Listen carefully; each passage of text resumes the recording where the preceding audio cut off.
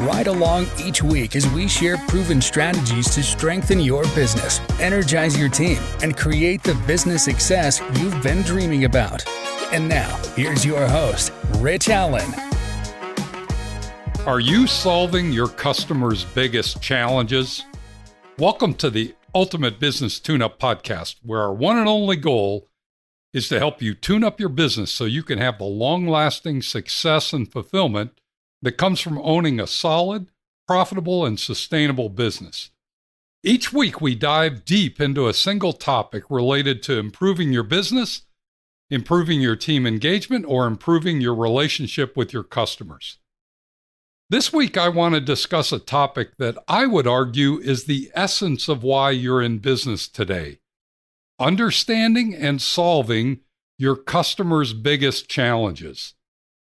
I'd like to start our discussion today with a hypothesis. Here it is. The one and only reason you, me, or anyone for that matter, are in business today is to understand and solve our customers' biggest challenge.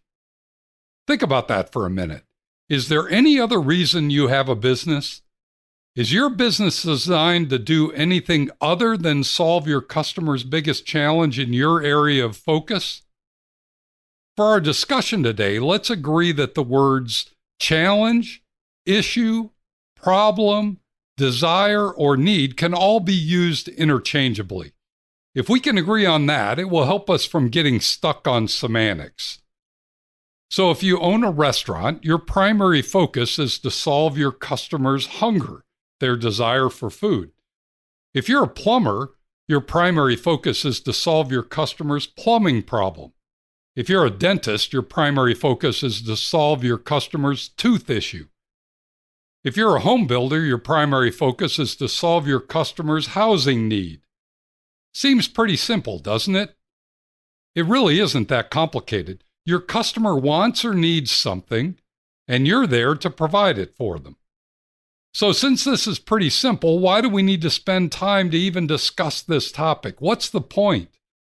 If your customer wants or needs food, just give it to them. But here's where it gets a little bit more complicated.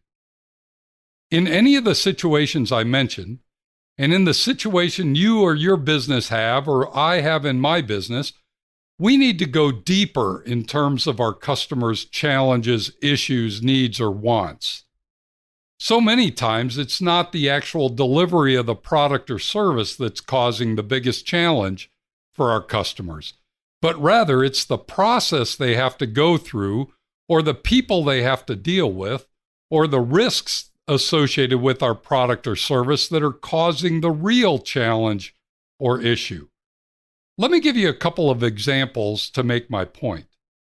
Let's say you needed to buy a car. The process used to be that you drove to the nearest auto dealer and walked the lot. You could look at the outside of the car, but if you wanted to look inside, you'd have to meet a car salesperson who would ask you a lot of personal questions, get into your personal space, ride with you on a test ride, tell you things about the car you really didn't want or need to know, and do everything they could to get you to make a commitment to buy the car on that day on the spot. Do you remember those days? I sure do, and they're not pleasant memories. The frustration with buying the car wasn't about the car at all. It was dealing with the person who was selling you the car, going through the hassle of the 100 questions, putting up with the high-pressure close, and having someone invade your personal space the whole time you were trying to have a personal discussion with your spouse or your close friend. Here's another example. Let's say you wake up and there's water on the kitchen floor. Immediately you think, I've got a plumbing problem and I've got to get this fixed right away. So you find a local plumber and call the number only to realize their office isn't open on Saturdays. Now what do? It's a huge problem that needs to get fixed right away. Finally, you get a plumber to come out and you're thinking, once they start working on this, there's no telling how big this issue is going to be. What if they have to make a hole in the wall? What if the fix costs more than my kitchen is worth? And they're going to make a mess. Who's going to clean up the place once they're done? The list of challenges or issues or concerns goes on and on.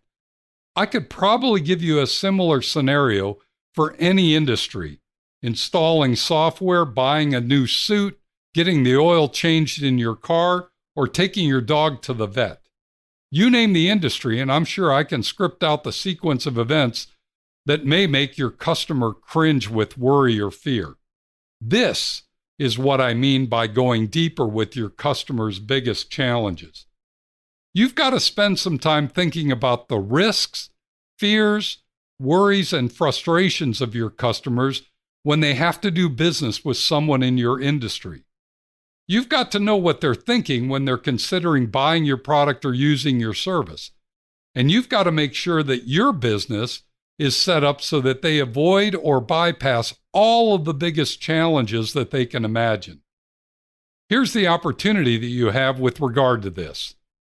If you can spend some time thinking about this and defining the challenges that your ideal customer has when doing business in your industry, you can position yourself as the go-to provider or solution in your marketplace. This is truly a big deal and can have a huge impact on your growth and success. Here's what I want you to do. Take out a pad of sticky notes. Yes, the ones we all have in our desk drawer. I don't care what color they are. Any color works.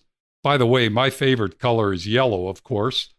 On each sticky note, write down one frustration, issue, worry, or fear that you know every purchaser of products or user of services in your industry has to deal with. Let's go back to the plumbing issue we discussed earlier.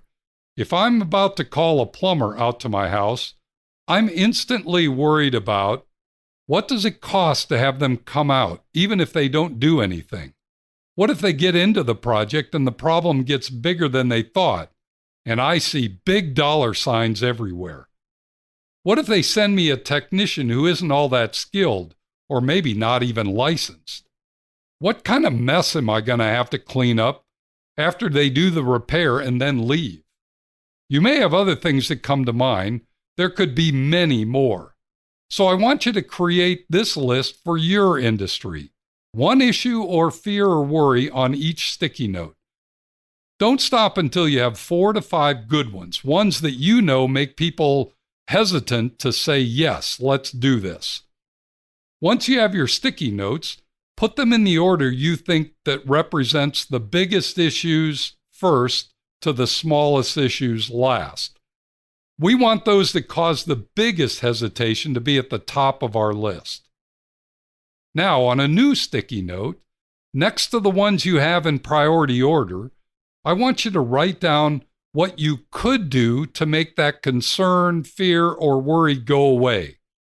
For example, if one of the concerns is the service provided gives you a 4-hour service window and they don't often show up on time, then on your make it go away sticky note, you could write, we will show up on time every time.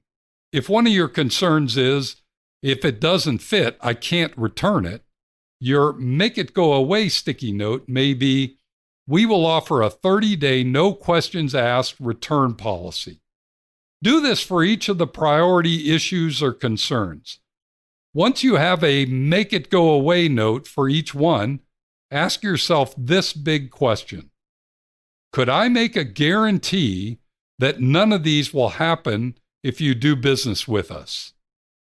If you're as good as you say you are, the answer to that question will be, yes, I can make that guarantee. And that's exactly what you should do. Don't just make a money-back guarantee to your customers. Make a guarantee that the things that they fear may happen if they hire you or buy your product or use your service will never happen. You may be thinking, I can't promise it will never happen, but I think you can, and you should. If you do fall short, you simply fix it. And if it happens a second time, you make the fix more solid and certain. Over time, your business will be stronger, better, faster, and your promise will become more ironclad. Customers and prospects will see you as someone who gets them because you've said specifically what you know they hate, and you won't let that happen when they do business with you. How cool would that be? So here's your homework assignment this week. Get out your sticky note pads, and number 1, write down the biggest concerns your ideal customer has when doing business with someone in your industry. Number 2, write down how you will make that concern go away. And then number 3, publish your make it go away list as your guarantee. If you have a specific question about what might work for your particular business, please don't hesitate to reach out and ask. I'd be glad to help you think through the biggest concerns and come up with some very specific guarantee points that your prospects and customers will genuinely appreciate. Thanks for joining me today. Be sure to tune in next week when we're going to dip our toe into compensation and rewards. You won't want to miss it. Meanwhile, if you have a question, suggestion, or would like to connect, just shoot me an email at rich@tourtoprofit.com. Now go make it a great week, and whatever you do, ride hard. Thank you for listening to the Ultimate Business Tune-Up. Make sure you subscribe so you don't miss any future episodes. In the meantime, find more resources at tourtoprofit.com and connect with Rich by sending a message to rich@tourtoprofit.com. Until next time, ride hard.